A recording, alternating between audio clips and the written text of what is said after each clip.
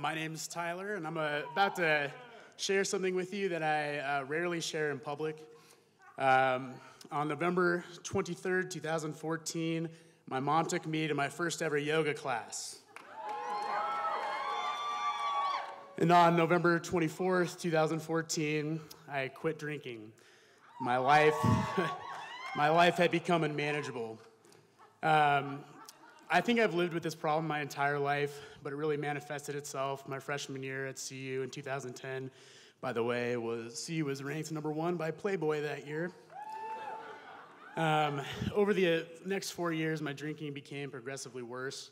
Near the end, I was drinking every day, throughout the day, and pretty hard on weekends. I got an academic probation from CU, which meant that if I didn't raise my GPA, I'd get kicked out of school. After one pretty bad night of drinking, I woke up and I broke down. I acknowledged my reality. I questioned whether or not I could live up to my potential, and I begged for help. I didn't quit drinking until a little bit later, a couple weeks later, and I can't really tell you why, but I felt like I had an opportunity once in a lifetime to make a decision that would either make or break my life, and I took it. I haven't had a drink in 3 years.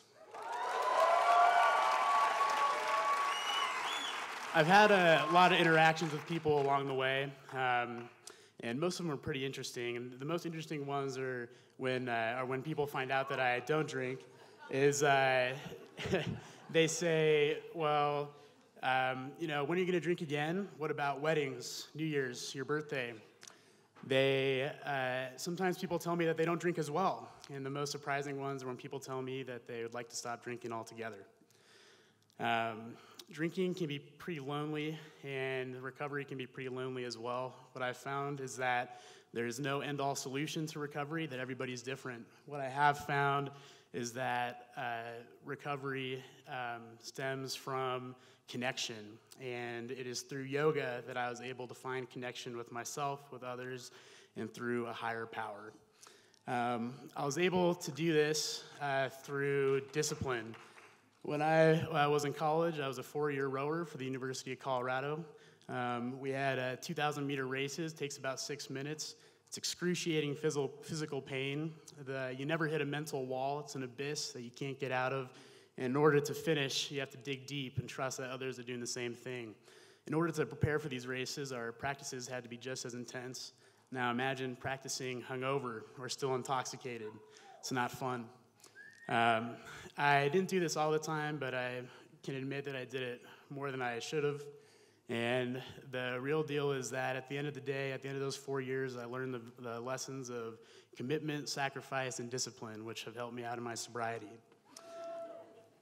In our society, it's become a norm to drink alcohol. You can drink it at any meal throughout the day, and it's almost a requirement at social gatherings, such as this.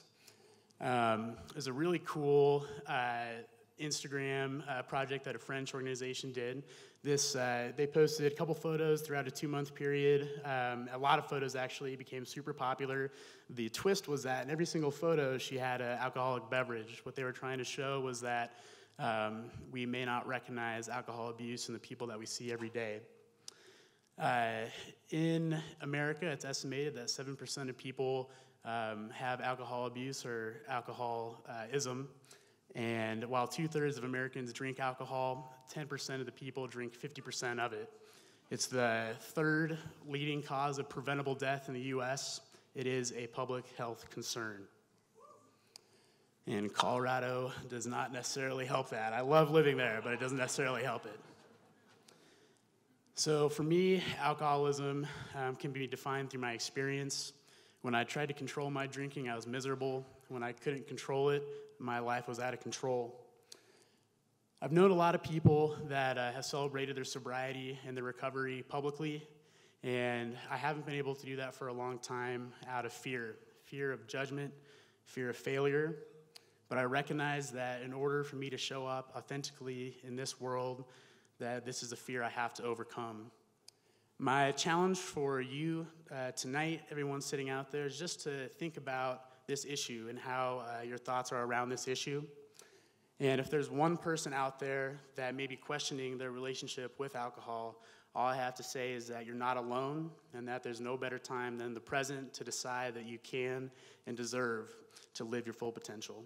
Thank you.